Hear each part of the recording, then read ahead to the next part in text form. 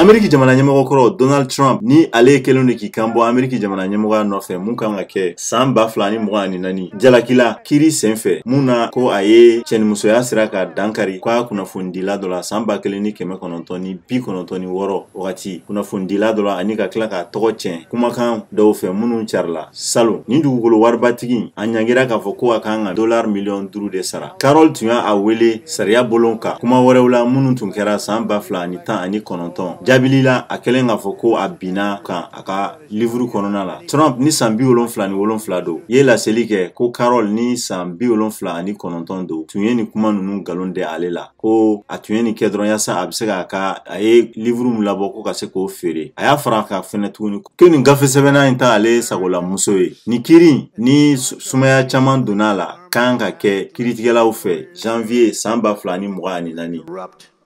Marxist prosecutors, these are dishonest people, bad.